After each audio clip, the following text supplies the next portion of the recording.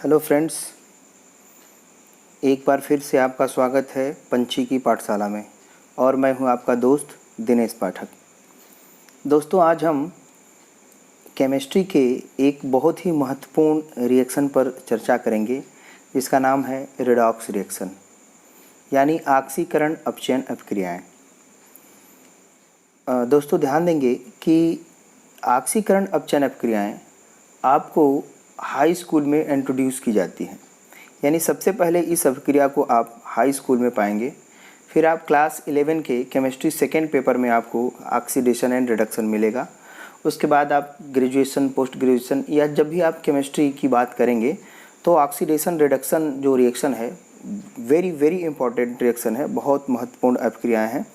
इनके बारे में आज हम चर्चा करेंगे। तो यहाँ पर बहुत गहराई से चर्चा नहीं की गई है, एक सामान्य परिचय दिया गया है। तो आइए देखते हैं ऑक्सीडेशन रिडक्शन क्या है। तो हम मित्रों ध्यान देंगे कि ऑक्सीडेशन रिडक्शन को हम लोग संक्षेप में रेडॉक्स कहते हैं। रेडॉक्स रिएक्शन, जहाँ पे आप दो पार्ट देख रहे होंगे, एक है रेड और दूसरा है ऑक्स। तो यहाँ पर रेड से तात्पर्य जो है, जो रेड लिखा हुआ है उसका मतलब होता है रिडक्शन, और ऑक्स जो लिखा हुआ है उसका मतलब होता है ऑक्सीडेशन। तो रिडक्शन का मतलब होता है अपचयन और ऑक्स यानी ऑक्सीडेशन का मतलब होता है ऑक्सीकरण। मित्रों, यहाँ पर ध्यान देने वाली बात यह है कि ये जो ऑक्सीकरण और अपचयन अभिक्रियाएं हैं ये अलग अलग अभिक्रियाएं नहीं हैं, बल्कि ये अभिक्रियाएं एक दूसरे के साथ होती हैं। यहाँ पर केवल ऑक्सीकरण या केवल अपचयन नहीं होता है, ये दोनों घटनाएं एक दूसरे के साथ ही घटती हैं और दोनों को सम्मिलित रूप से चयापचय अभिक्रियाएं, अगर हिंदी की बात करें तो चयापचय अभिक्रियाएं या ऑक्सीकरण अपचयन अभिक्रियाएं, अगर इंग्लिश में हम बात करते हैं, इंग्लिश में इसका नाम लेते हैं तो इसे हम लोग कहते हैं रेडॉक्स रिएक्शन। तो रेडॉक्स रिएक्शन में जो रेड है यानी अपचयन और जो ऑक्स है यानी ऑक्सीकरण, उसे एनसीईआरटी के हिंदी मीडियम में उपचयन भी लिखा गया है। तो हम यहाँ पर देखते हैं कि ऑक्सीकरण, हिंदी में ऑक्सीकरण को एनसीईआरटी में उपचयन लिख रहा है, उपचयन। तो ऑक्सीकरण के लिए उपचयन और दूसरा अपचयन तो है ही। तो ऑक्सीडेशन के लिए उपचयन और रिडक्शन के लिए अपचयन शब्द यूज किया गया है एनसीईआरटी में। लेकिन ऑक्सीडेशन के लिए मैं यहाँ पर ऑक्सीकरण शब्द हिंदी में बोलूँगा, चूँकि हिंदी मीडियम ही मेरा है तो मैं आपसे हिंदी मीडियम में ही बात करूँगा। तो यहाँ पर ध्यान देंगे स्टूडेंट्स कि जो ऑक्सीकरण और अपचयन अभिक्रियाएं जो रेडॉक्स रिएक्शन है वो साथ साथ होती हैं। आइए आगे देखते हैं कि आखिर ऑक्सीकरण, सबसे पहले बात कर लेते हैं कि ऑक्सीकरण क्या है, ऑक्सीडेशन क्या है। जिसे हम नॉर्मली ऑक्स से दिखाते हैं कि भाई ऑक्स क्या चीज़, भाई ऑक्सीडेशन क्या है, जिसे हिंदी में क्या कहते हैं, उपचयन। एनसीईआरटी में देखेंगे तो आपको उपचयन यहाँ पे शब्द देखने को मिलेगा, लेकिन मैं यहाँ पर शब्द यूज करता हूँ ऑक्सीकरण, हिंदी में ऑक्सीकरण और इंग्लिश में ऑक्सीडेशन। तो हम देखेंगे ऑक्सीडेशन क्या है। तो यहाँ पर हम देखते हैं कि लिखा गया है कि ऑक्सीकरण की पारंपरिक परिभाषा। तो हम यहाँ पर दो तरह की परिभाषाओं के ऊपर चर्चा करेंगे। हम यहाँ ऑक्सीकरण की अलग से बात करेंगे, अपचयन की अलग से बात करेंगे, फिर दोनों को जोड़ करके देखेंगे रेडॉक्स रिएक्शन क्या है। तो हम यहाँ पर ये देखेंगे कि सबसे पहले ऑक्सीकरण और अपचयन की यानी रेडॉक्स रिएक्शन की पारंपरिक परिभाषा क्या है, और फिर उसके बाद हम दो आधुनिक परिभाषाओं के ऊपर हम चर्चा करेंगे।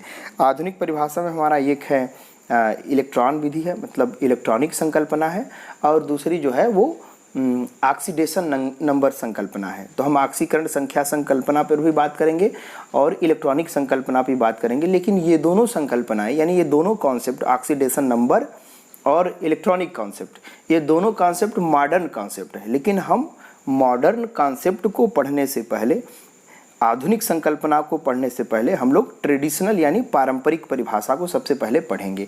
कि हम अगर प्रारंभिक तौर पर देखें, शुरुआती दौर में हम ऑक्सीकरण किसे कहते हैं, अपचयन किसे कहते हैं या रेडॉक्स रिएक्शन किसे कहते हैं, इसके लिए हम लोग शुरुआती परिभाषाओं को देखते हैं कि शुरुआती परिभाषाएं क्या है। आपको हाई स्कूल में जिस तरह से मैं बता रहा हूँ, हाई स्कूल की एनसीईआरटी बुक में आप पाएंगे तो आपको शुरुआती परिभाषाएं दी गई हैं, वहाँ पर इलेक्ट्रॉनिक और ऑक्सीडेशन नंबर वाली कोई परिकल्पना नहीं दी गई है। तो देखते हैं कि ऑक्सीकरण किसे कहते हैं। तो हम देखते हैं मित्रों कि जब किसी पदार्थ में अब पदार्थ का मतलब क्या होता है? पदार्थ का मतलब वह तत्व भी हो सकता है, अणु भी हो सकता है, माने यौगिक भी हो सकता है, तत्व भी हो सकता है, यौगिक भी हो सकता है, अणु भी हो सकता है, परमाणु भी हो सकता है। तो यहाँ पर क्या है कि जब किसी पदार्थ से ऑक्सीजन जुड़ जाए अथवा हाइड्रोजन निष्कासित हो जाए, यानी कोई पदार्थ है, चाहे वह तत्व हो, चाहे वह यौगिक हो, कोई अणु है, अगर उसमें ऑक्सीजन जाके जुड़ जाती है या किसी परमाणु में ही ऑक्सीजन जुड़ जाती है और उसमें से हाइड्रोजन निकल जाती है, तो हम ऐसी अभिक्रियाओं को ऑक्सीकरण अभिक्रियाएं कहते हैं। तो ऑक्सीकरण अभिक्रियाएं क्या हैं? जब किसी पदार्थ में ऑक्सीजन ऐड हो जाए, जुड़ जाए और उसमें से हाइड्रोजन क्या हो जाए? निष्कासित हो जाए, अलग हो जाए, तो ऐसी अभिक्रिया को ऑक्सीकरण कहते हैं। जैसे हम अगर उदाहरण के तौर पर देखें तो ये पहला उदाहरण जो दिया गया है इस पर ध्यान दें। तो पहले क्या है कि मैग्नीशियम की अभिक्रिया ऑक्सीजन से कराई जा रही है। तो क्या होता है कि अभिक्रिया के बाद, यानी बराबर के निशान के दाहिनी तरफ देखेंगे तो अभिक्रिया के बाद हम देखते हैं कि मैग्नीशियम से ऑक्सीजन क्या होती है? जुड़ जाती है। फिर उसके बाद देखें दूसरी अभिक्रिया में, यदि देखें तो यहाँ पर क्या है? दूसरी अभिक्रिया में सल्फर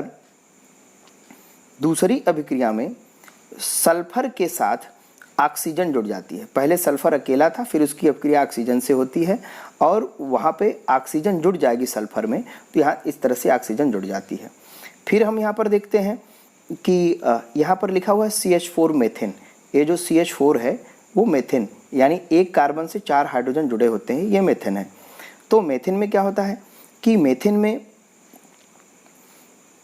की अभिक्रिया ऑक्सीजन से कराई जाती है। तो हम देखते हैं पहले कार्बन के साथ 4 हाइड्रोजन थी, लेकिन अभिक्रिया के बाद आप पाएंगे कि कार्बन के साथ अब कोई हाइड्रोजन नहीं है, कार्बन के साथ क्या है? ऑक्सीजन है। हाइड्रोजन क्या होती है? वो उसमें से निकल जाती है। तो आपने यहाँ क्या देखा कि कार्बन के साथ पहले हाइड्रोजन थी जो निष्कासित हो गई, अभिक्रिया के बाद हट गई, और आप देखेंगे कार्बन के साथ क्या जुड़ जाती है? ऑक्सीजन। फिर यदि हम दूसरी अभिक्रिया में देखें, यहाँ पहली, दूसरी, तीसरी, चौथे रिएक्शन में यदि हम देखें तो चौथे रिएक्शन में क्या देखते हैं कि हाइड्रोजन सल्फाइड है। हाइड्रोजन सल्फाइड गैस की अभिक्रिया ऑक्सीजन के साथ कराई जाती है। तो हम देखते हैं कि सल्फर के साथ यहाँ पर हाइड्रोजन मौजूद थी, यानी सल्फर के साथ, एक सल्फर परमाणु के साथ यहाँ पे 2 हाइड्रोजन मौजूद है, जुड़ी हुई है। लेकिन जब ऑक्सीजन से अभिक्रिया करा देते हैं तो हम देखते हैं कि सल्फर से हाइड्रोजन क्या होती है? निकल जाती है, यानी अलग हो जाती है। तो हमने यहाँ पर क्या देखा? हमने यहाँ पर देखा कि अगर हम पहले रिएक्शन की बात करें तो इसमें हम देख रहे हैं कि मैग्नीशियम में ऑक्सीजन जुड़ जा रही है। अगर हम दूसरे रिएक्शन की बात करें तो इसमें सल्फर में ऑक्सीजन जुड़ जा रही है। अगर हम तीसरे रिएक्शन की बात करें तो यहाँ कार्बन से हाइड्रोजन निष्कासित भी हो रही है और कार्बन से ऑक्सीजन जुड़ भी रही है, यानी यहाँ दोनों काम हो रहा है। यानी O2 का संयोजन हो रहा है, मतलब ऑक्सीजन का संयोग हो रहा है, और उसके बाद हाइड्रोजन का उसमें से निष्कासन हो रहा है, तो हाइड्रोजन के परमाणु उसमें से निकल जा रहे हैं। अगर हम चौथे रिएक्शन की बात करें तो चौथे रिएक्शन में हमको दिखाया गया है कि सल्फर के साथ 2 हाइड्रोजन थी, एक H2S लिखा हुआ है यहाँ पे, H2S। तो सल्फर के साथ यहाँ पे 2 हाइड्रोजन थी, लेकिन आप रिएक्शन के बाद क्या पाओगे कि सल्फर के साथ किसी तरह की कोई हाइड्रोजन नहीं है, यानी सल्फर से हाइड्रोजन निकल चुकी है। तो हमको क्या देखने को मिला कि चाहे किसी पदार्थ में ऑक्सीजन जोड़ दो और चाहे किसी पदार्थ से हाइड्रोजन को निष्कासित कर दो, या तो ऑक्सीजन जोड़ो और हाइड्रोजन को निष्कासित करो, दोनों काम यदि आप करते हैं तो वहाँ पर ऑक्सीडेशन होता है। अब यहाँ पर हम देखेंगे कि अगर हम देखेंगे रिएक्शन में, तो अगर हम पहले रिएक्शन में देखें तो किसका ऑक्सीडेशन हुआ? तो आंसर है मैग्नीशियम का ऑक्सीडेशन होगा। अगर हम दूसरे रिएक्शन में देखें तो पूछे किसका ऑक्सीकरण हुआ, तो हम कहेंगे सल्फर का ऑक्सीकरण हुआ। हम यहाँ पर CH4 में देखेंगे तो किसका ऑक्सीडेशन हुआ, तो हम यहाँ कहेंगे कार्बन का ऑक्सीडेशन हुआ। और यहाँ पे H2S में अगर हम देखेंगे तो किसका ऑक्सीडेशन हुआ, तो यहाँ पे सल्फर का ऑक्सीडेशन हुआ। यानी जिस पदार्थ से ऑक्सीजन जुड़ती है अथवा जिस पदार्थ में से हाइड्रोजन निकलती है, या जिस पदार्थ में से ये दोनों काम होते हैं, एक तरफ से हाइड्रोजन निकले तो दूसरी तरफ से ऑक्सीजन जुड़े, वो उन्हीं पदार्थों का ही ऑक्सीकरण होता है, यानी ऑक्सीडेशन होता है। दूसरी ट्रेडिशनल परिभाषा क्या है कि दूसरी ट्रेडिशनल परिभाषा में आप यहाँ पर पाएंगे कि यदि, ये तो रही पहली परिभाषा, दूसरी परिभाषा है कि यदि किसी पदार्थ में ऋण विद्युतीय तत्व जुड़ जाए, क्या जुड़ जाए? ऋण विद्युतीय तत्व जुड़ जाए, अथवा एक धन विद्युतीय तत्व का निष्कासन हो जाए। वहाँ पर पहले वाले उदाहरण में हमने क्या देखा कि या तो ऑक्सीजन जुड़ जाए और हाइड्रोजन निकल जाए, लेकिन दूसरे वाले परिभाषा में हम देख रहे हैं ऑक्सीडेशन की कि यदि किसी पदार्थ में कोई इलेक्ट्रोनेगेटिव एलिमेंट यानी कोई ऋण विद्युतीय तत्व जुड़ जाए अथवा किसी पदार्थ से धन विद्युतीय यानी इलेक्ट्रोपॉजिटिव एलिमेंट क्या हो जाए, निकल जाए, उसे भी हम ऑक्सीडेशन कहते हैं। आइए हम उदाहरण के तौर पे देखते हैं। तो यहाँ उदाहरण पर देखेंगे मित्रों कि यहाँ पर लिखा गया है कि यहाँ पे ये मैग्नीशियम है और मैग्नीशियम की अभिक्रिया फ्लोरीन से कराई जा रही है। तो हम देखेंगे कि मैग्नीशियम क्या है, मैग्नीशियम एक मेटल है, धातु है, और इसकी अभिक्रिया फ्लोरीन यानी F2 से कराई जा रही है। तो आपको बता दें साथियों कि जो फ्लोरीन है यह एक ऋण विद्युतीय पदार्थ है। आप पीरियाडिक टेबल यानी आवर्त सारणी में यदि देखें तो जो फ्लोरीन होती है वह वर्ग नंबर यानी जो वर्ग है उसमें बने हुए हैं, जो 18 वर्ग हैं पीरियाडिक टेबल, ये वर्ग नंबर 17 में आता है। यानी इसे हम सीधे सीधे कह सकते हैं कि जो फ्लोरीन है वह हैलोजन है, हैलोजन की श्रेणी में आता है। और हैलोजन जो होते हैं बच्चों वो ऋण विद्युतीय पदार्थ होते हैं। तो यहाँ पर हम क्या देखते हैं कि जो मैग्नीशियम के साथ फ्लोरीन यानी ऋण विद्युतीय पदार्थ क्या होती है, जाकर के जुड़ जाती है। तो हमने क्या दिखाया परिभाषा में कि यदि किसी पदार्थ में ऋण विद्युतीय तत्व जुड़ जाए तो मैग्नीशियम में कौन सा तत्व जुड़ रहा है, फ्लोरीन जुड़ रहा है, ऋण विद्युतीय तत्व फ्लोरीन जुड़ रहा है, इसलिए यहाँ पर किसका ऑक्सीकरण हुआ, तो यहाँ पर मैग्नीशियम का ऑक्सीकरण हो रहा है, मैग्नीशियम का ऑक्सीकरण हो रहा है। फिर दूसरे में देखेंगे, दूसरे रिएक्शन में हम देखेंगे, दूसरे रिएक्शन में क्या देख रहे हैं कि यहाँ पर मैग्नीशियम है और मैग्नीशियम की अभिक्रिया सल्फर से कराई जा रही है। तो आपको बता दें कि सल्फर भी क्या है, एक ऋण विद्युतीय पदार्थ है, क्योंकि क्या है, यह अधातु है। तो जितने भी अधातुएं होती है, जैसे फ्लोरीन भी क्या थी, एक अधातु थी। तो पीरियाडिक टेबल में जो सल्फर है यह वर्ग नंबर यानी ग्रुप नंबर 16 यानी वर्ग नंबर 16 में पड़ता है, और 16 में ये अधातु है, और अधातुएं जो होती है वो हमेशा ऋण विद्युतीय होती है यानी इलेक्ट्रोनेगेटिव होती हैं। तो ये जो सल्फर और फ्लोरीन ये ऋण विद्युतीय पदार्थ है और ये मैग्नीशियम के साथ जुड़ करके मैग्नीशियम सल्फाइड बनाती हैं। तो इस प्रकार से हम देख रहे हैं कि मैग्नीशियम का ऑक्सीकरण हो रहा है। तो चाहे हम पहले रिएक्शन में देख लें, ये इसमें, और चाहे हम दूसरे रिएक्शन में देख रहे हैं, हर बार मैग्नीशियम के साथ एक बार फ्लोरीन तो दूसरी बार सल्फर जुड़ा है। फ्लोरीन सल्फर कैसे पदार्थ है, ऋण विद्युतीय पदार्थ है। फिर उसके बाद हम देखेंगे यहाँ पर कि अब दूसरा कह रहा है कि यदि किसी पदार्थ से धन विद्युतीय तत्व का निष्कासन हो जाए। तो आइए हम लास्ट रिएक्शन को देख पा रहे हैं, यहाँ पे लास्ट रिएक्शन को देखते हैं। लास्ट रिएक्शन जो यहाँ पे बना हुआ है देखेंगे तो इसमें दिखाया गया है कि पोटेशियम फेरोसाइनाइड की अभिक्रिया यदि हाइड्रोजन पेरोक्साइड से कराई जाती है तो पोटेशियम फेरीसाइनाइड के साथ पोटेशियम हाइड्रोक्साइड बनता है। बच्चों रिएक्शन पर बहुत ज़्यादा ध्यान देने की जरूरत नहीं है। आप यहाँ पर रिएक्शन में देखें तो सबसे शुरुआती दौर में लिखा हुआ है K4 यानी K4FeCN6 लिखा हुआ है, पोटेशियम फेरोसाइनाइड। तो बताइए यहाँ पर पोटेशियम की मात्रा मानी पोटेशियम के परमाणुओं की संख्या कितनी है। तो यहाँ पर देखेंगे अगर इस 2 को इग्नोर करें तो यहाँ पर 4 है, 4 पोटेशियम परमाणु जुड़े हुए हैं।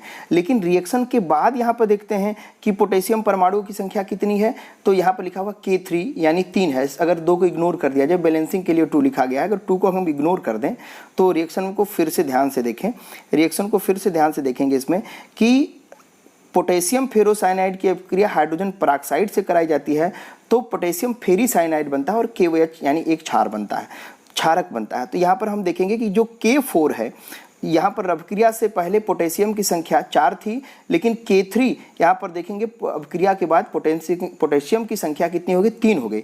तो हम क्या देखते हैं कि Fe और CN से यानी यहाँ पर लोहे से यानी Fe से 4 पोटेशियम जुड़ा हुआ था, लेकिन यहाँ पर Fe से केवल 3 पोटेशियम जुड़ा हुआ है।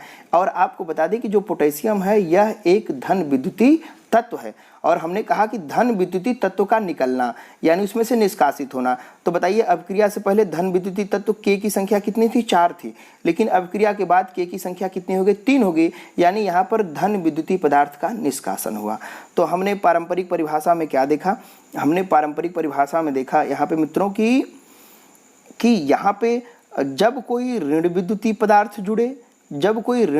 पदार्थ जुड़े, तब तो वहाँ पे होता है ऑक्सीकरण, और जब किसी धन विद्युतीय पदार्थ में कमी आए, निष्कासन हो, निकल जाए, तब होता है वहाँ पर ऑक्सीकरण। तो दोनों ऑक्सीकरण ही है, चाहे ऋण विद्युतीय पदार्थ जुड़े अथवा धन विद्युतीय पदार्थ का निष्कासन हो। तो उम्मीद है आपको ऑक्सीकरण समझ में आ गया होगा यहाँ पे कि ऑक्सीकरण में देखिए यहाँ पर दोनों परिभाषाओं को अगर सम्मिलित कर दें तो ऑक्सीकरण का मतलब होता है कि जब किसी पदार्थ में यानी किसी अणु में, परमाणु में ऑक्सीजन और कोई ऋण विद्युतीय पदार्थ, ऑक्सीजन अथवा कोई इलेक्ट्रोनेगेटिव तत्व जो है जाकर के जुड़ जाता है, अथवा क्या होता है कि जब किसी पदार्थ में हाइड्रोजन का निष्कासन हो जाए और किसी धन विद्युतीय पदार्थ का निष्कासन हो जाए। तो यहाँ चार चीज़ें हैं, अगर ऑक्सीजन जुड़ती है और ऋण विद्युतीय पदार्थ जुड़ता है, अथवा हाइड्रोजन का निष्कासन होता है और धन विद्युतीय पदार्थ का निष्कासन होता है, तो वहाँ पे क्या होता है, वहाँ पे होता है ऑक्सीडेशन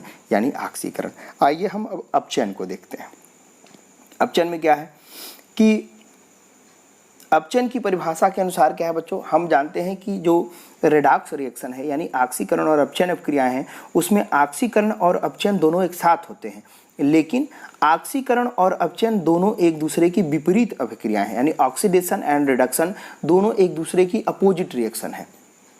इसमें होता क्या है, तो हमने क्या देखा था, हमने देखा था कि ऑक्सीडेशन में क्या देखा था कि ऑक्सीजन का जुड़ना, किसी पदार्थ में ऑक्सीजन का जुड़ना या किसी ऋण विद्युतीय पदार्थ का जुड़ना या हाइड्रोजन का निष्कासन या किसी धन विद्युतीय पदार्थ का निष्कासन ही कहलाता है ऑक्सीडेशन। अब जस्ट इसका उल्टा कर दीजिए, तो इसका उल्टा हो जाएगा, जब किसी पदार्थ में यदि हाइड्रोजन को जोड़ दें या किसी धन विद्युतीय पदार्थ को जोड़ दें अथवा ऑक्सीजन को निष्कासित कर दें अथवा किसी ऋण विद्युतीय पदार्थ का निष्कासन कर दें, तो वहाँ पे क्या होता है, रिडक्शन। फिर से आपको याद दिला दे रहा हूँ, ऑक्सीडेशन में हमने क्या पढ़ा हुआ है, ऑक्सीडेशन में पढ़ा हुआ है कि या तो किसी पदार्थ में ऑक्सीजन को ऐड कर दीजिए या किसी इलेक्ट्रोनेगेटिव एलिमेंट को यानी विद्युत ऋणात्मक पदार्थ को जोड़ दीजिए, जैसे हमने किसको जोड़ा था, फ्लोरीन को जोड़ा था और सल्फर को जोड़ा था।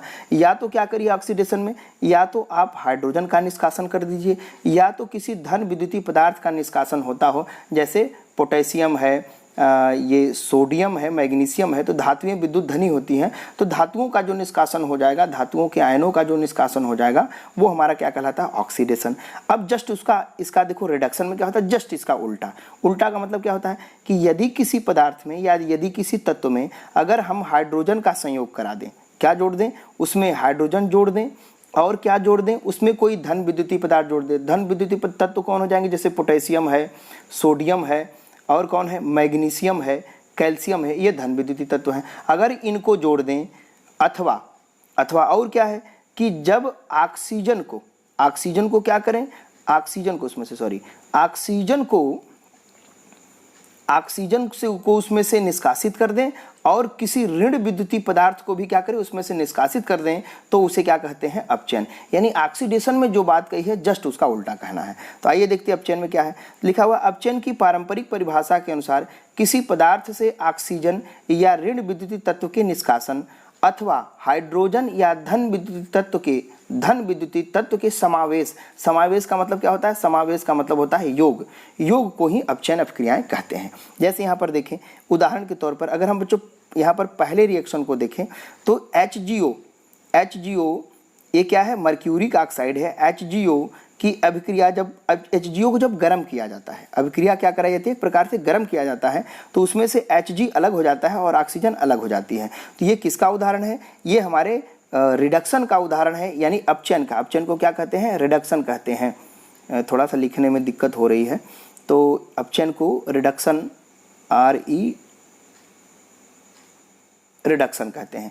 तो रिडक्शन में होता क्या है कि जब हम HGO को गर्म कहते हैं, पहले रिएक्शन में गर्म करते हैं, तो इसमें पहले ऑक्सीजन थी, लेकिन गर्म करने के बाद इसकी ऑक्सीजन क्या होती है, अलग हो जाती है। तो हम जानते हैं ऑक्सीजन का निष्कासन ही क्या कहलाता है, रिडक्शन कहलाता है। ऑक्सीजन यहाँ पे निकल गया। फिर अगर हम दूसरे रिएक्शन में देखेंगे तो FeCl3 + H2 यानी फेरिक क्लोराइड की अभिक्रिया हाइड्रोजन के साथ कराते हैं, तो फेरस क्लोराइड और हाइड्रोक्लोरिक एसिड बनता है। तो यहाँ पर हम ये देखते हैं कि अभिक्रिया से पहले यानी रिएक्शन होने से पहले यहाँ पर Fe के साथ यानी लोहे के साथ Fe के साथ 3 Cl था, FeCl3 है यहाँ पे, और रिएक्शन के बाद आप क्या देखते हैं, FeCl2 है। तो अभी हमने बताया कि हैलोजन परिवार के तत्व कौन, फ्लोरीन, क्लोरीन, ब्रोमीन, आयोडीन, ये सभी के सभी क्या हैं, ये सभी के सभी विद्युत ऋणात्मक पदार्थ हैं। तो यहाँ पर दूसरे रिएक्शन में फ्लोरीन के साथ कौन सा विद्युत ऋणात्मक पदार्थ है, क्लोरीन। यहाँ पर भी रिएक्शन के बाद जो है फ्लोरीन के साथ कौन सा विद्युत ऋणात्मक पदार्थ है, फ्लोरीन नहीं, आयरन के साथ क्लोरीन जुड़ा हुआ है। तो हम देखते हैं कि पहले Fe के साथ क्लोरीन की संख्या 3 थे, लेकिन रिएक्शन के बाद Fe के साथ क्लोरीन की संख्या कितनी होगी, 2 हो गई। तो क्या यहाँ ऋण विद्युतीय पदार्थ यानी क्लोरीन की मात्रा घटी, परमाणुओं की संख्या घटी, बिल्कुल घटी, 3 से 2 हो गई तो घटी। इसका मतलब क्या हुआ, इसका निष्कासन हो गया, और निष्कासन हो गया तो यहाँ पर क्या होता है, अपचयन। तो ऑक्सीजन का निष्कासन या किसी ऋण विद्युतीय पदार्थ का निष्कासन क्या कहलाता है, अपचयन। आइए फिर इस परिभाषा में और आगे बढ़ते हैं। तो हम यहाँ पर देख रहे हैं कि तीसरे रिएक्शन में यदि हम देखें तो तीसरी रिएक्शन में हम देख रहे हैं कि ये तीसरा रिएक्शन कि ये है एथिलीन यानी CH2 और double bond CH2, ethylene gas है, एक कार्बनिक गैस है एथिलीन गैस। तो एथिलीन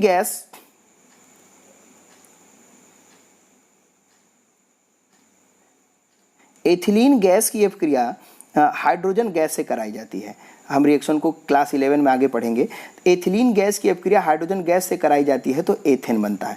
तो हुआ क्या, हम देखते हैं कि एथिलीन में हाइड्रोजन की संख्या कुल मिला जुला करके 2 और 2 4 थी, यानी एक कार्बन के साथ 2 हाइड्रोजन, दूसरे कार्बन के साथ 2 हाइड्रोजन। लेकिन जब उसमें हाइड्रोजन का योग हो जाता है, हाइड्रोजन का संयोग हो जाता है, तो हम देखते हैं कि कुल मिला जुला करके एथेन बनता है, यानी CH3 सिंगल बॉन्ड CH3, तो एथेन बनता है। तो एथेन में कार्बन हाइड्रोजन की संख्या कितनी हो जाती है, 6 हो जाती है। तो क्या हाइड्रोजन इसमें संयोग कर गया, हाइड्रोजन इसमें जुड़ गया, जी हाँ, इसमें हाइड्रोजन का संयोग हो गया,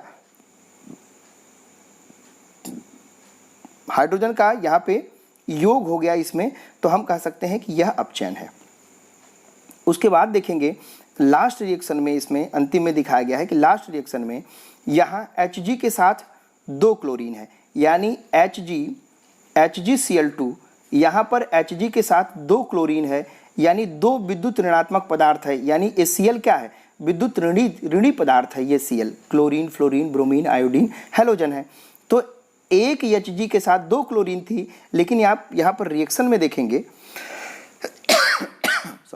यहाँ पर रिएक्शन में देखेंगे कि लास्ट में रिएक्शन हो जाने के बाद क्या बनता है, Hg2Cl2। Hg2Cl2 का मतलब होता है एक Hg के साथ एक Cl।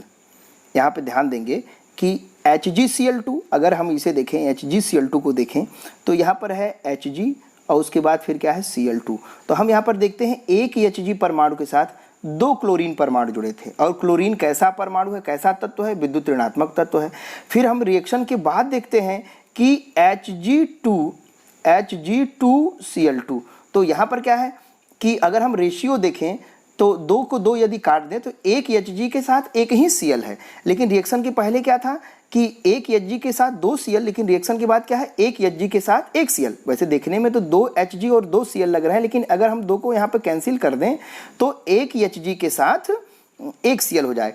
तो क्या Cl की संख्या घटी रिएक्शन के बाद, हाँ घटा। और Cl कैसा पदार्थ है, तो विद्युत ऋणात्मक पदार्थ है। तो हम यहाँ पर जानते हैं कि विद्युत ऋणात्मक पदार्थ का निष्कासित हो जाना, निकल जाना ही क्या कहलाता है, अपचयन कहलाता है।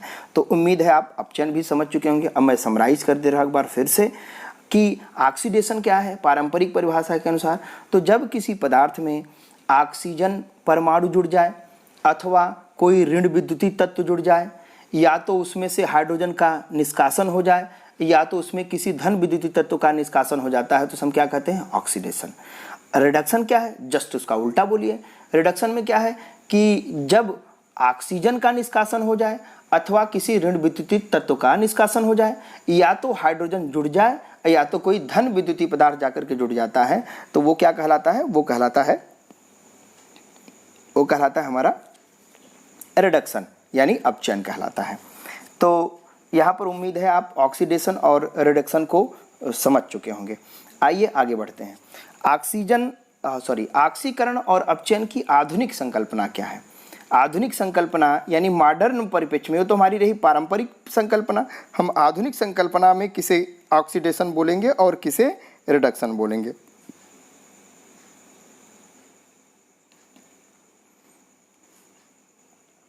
तो आधुनिक संकल्पना इसकी क्या है, तो आधुनिक संकल्पना में 2 कॉन्सेप्ट है, एक है इलेक्ट्रॉनिक कॉन्सेप्ट और दूसरा है ऑक्सीडेशन नंबर कॉन्सेप्ट।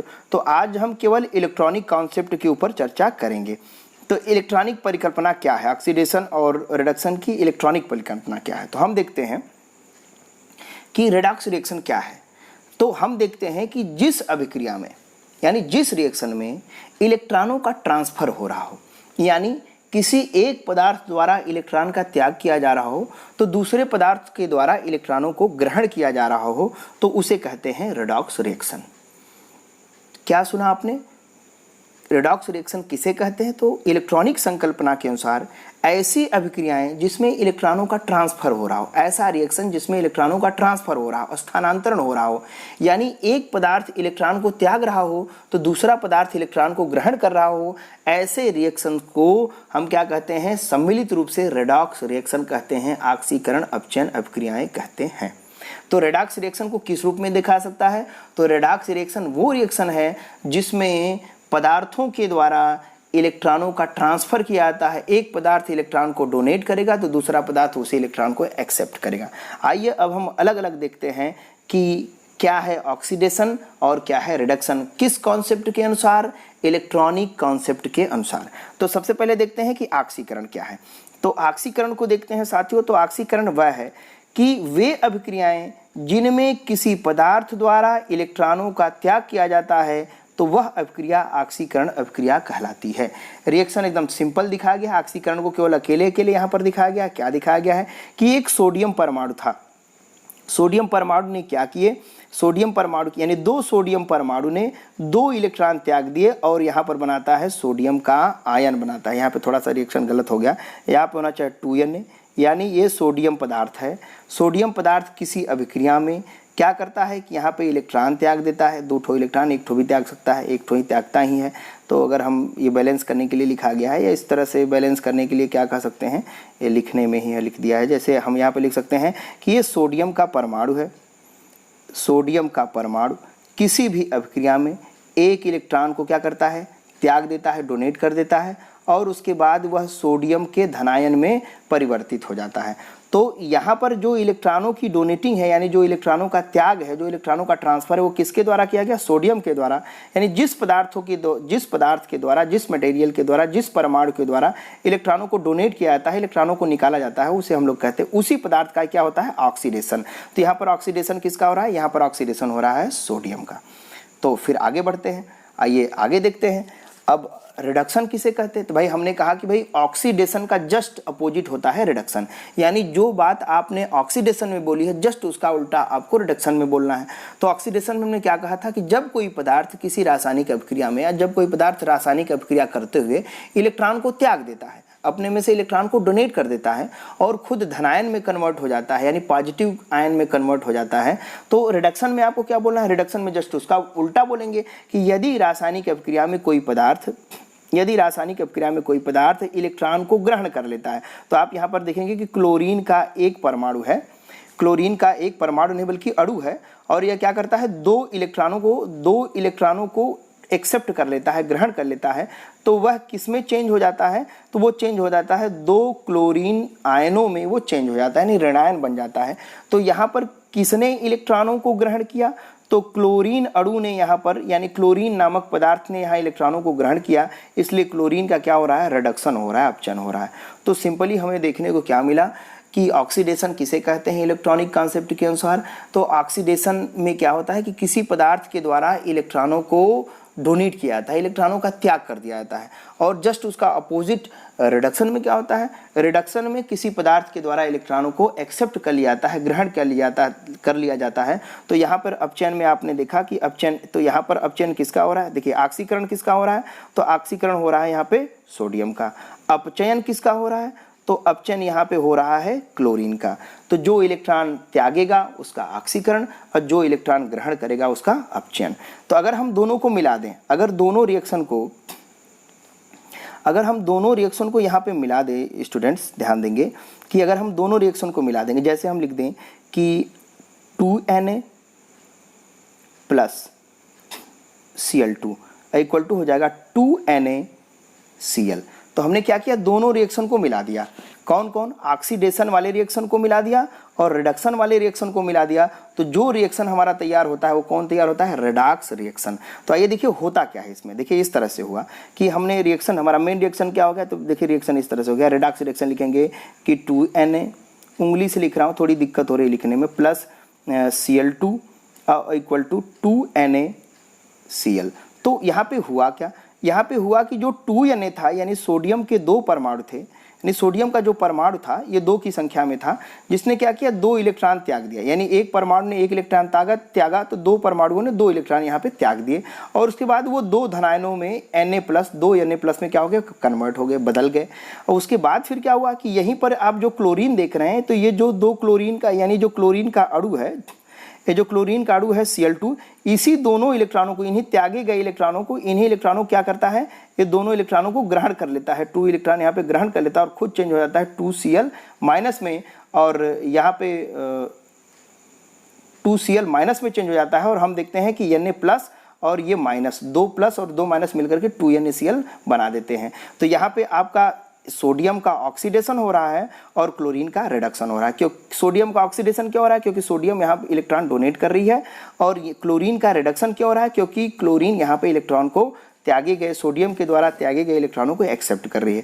तो ये रहा हमारा सम्मिलित रूप से रेडॉक्स रिएक्शन। तो रेडॉक्स रिएक्शन को हम लोग इलेक्ट्रॉन ट्रांसफर रिएक्शन के रूप में जान सकते हैं कि रेडॉक्स रिएक्शन में एक पदार्थ इलेक्ट्रॉन डोनेट करेगा तो दूसरा पदार्थ उसी को क्या करेगा, एक्सेप्ट कर लेगा। तो इसे कहते हैं ऑक्सीडेशन एंड रिडक्शन। किस परिकल्पना के अनुसार, इलेक्ट्रॉनिक परिकल्पना के अनुसार। अब देखते हैं, अब मैं ऑक्सीडेशन नंबर परिकल्पना को कुछ अगले वीडियो में आपको डाल करके दिखाऊंगा। इसमें चूंकि बहुत ज़्यादा लंबा वीडियो हो जाएगा, इसलिए मैं केवल इलेक्ट्रॉनिक संकल्पना के आधार पर ही ऑक्सीडेशन रिडक्शन को बता रहा हूं। मैं ऑक्सीडेशन नंबर के आधार पर अगले वीडियो में आपको बताऊंगा। तो आज हम इसमें एक और टॉपिक बचा हुआ है, ऑक्सीकारक एवं अपचायक। तो सिंपली यहाँ पे ये समझ लेना है कि रेडॉक्स रिएक्शन में जिस पदार्थ का ऑक्सीडेशन होता है, यानी जिस पदार्थ का ऑक्सीकरण होता है वो अपचायक होता है, और जिस पदार्थ का अपचयन होता है वो ऑक्सीकारक होता है। देखिए सीधे सीधे यहाँ पे लिखा हुआ है कि रेडॉक्स अभिक्रिया में जिस पदार्थ का ऑक्सीकरण होता है उसे अपचायक तथा जिस पदार्थ का अपचयन होता है उसे ऑक्सीकारक कहते हैं। कुछ देखिए अपोजिट टोन बन रहा है, यानी जिसका ऑक्सीडेशन होगा उसे हम लोग क्या कहेंगे, अपचायक। तो जिसका ऑक्सीकरण होता है वो अपचायक होता है, और जिसका अपचयन होता है वो ऑक्सीकारक होता है। अगर इस रिएक्शन में हम देखें, ये वाला रिएक्शन है, इस रिएक्शन में देखें तो हमारा क्या है, सोडियम। तो हमने पिछले बार में ही देखा था कि सोडियम का क्या होता है, ऑक्सीडेशन, यानी जिस पदार्थ का ऑक्सीडेशन होता है उसे क्या कहते हैं, अपचायक कहते हैं। यानी सोडियम क्या है, अपचायक है। अब यहीं पर क्लोरीन का क्या हुआ था, क्लोरीन का हुआ था अपचयन यानी रिडक्शन। तो क्लोरीन का अपचयन हुआ था, इसलिए क्लोरीन क्या हुआ, ऑक्सीकारक हुआ। तो हम सिंपली यहाँ पर समझ पाएंगे कि ऑक्सीकारक अपचायक पे हम और चर्चा करेंगे, लेकिन जब हम ये हमारी कौन सी परिकल्पना बता रहे थे आपसे, ऑक्सीडेशन नंबर।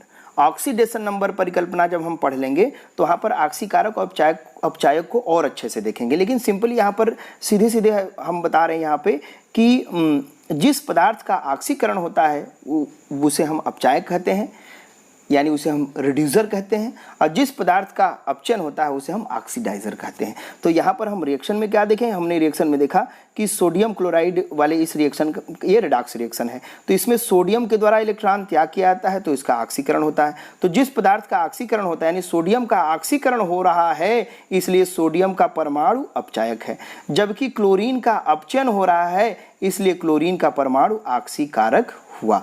तो यह रहा ऑक्सीकारक और अपचायक। तो अलग तरह का टोन होता है कि जिसका ऑक्सीडेशन होता है वो खुद क्या होता है, वो खुद एक अपचायक यानी रिड्यूसर होता है, जिसका रिडक्शन होता है वो खुद एक ऑक्सीडाइजर होता है यानी ऑक्सीकारक होता है। तो अलग टोन में होता है। ऑक्सीकारक और अपचायक के ऊपर और चर्चा होगी। अभी ऑक्सीडेशन रिडक्शन अभिक्रिया यानी रेडॉक्स रिएक्शन अभी बचा हुआ है, क्योंकि हमारा एक कॉन्सेप्ट अभी और है ऑक्सीडेशन नंबर, हम उसे अगले वीडियो में देखेंगे। तब तक के लिए गुड बाय, नमस्ते।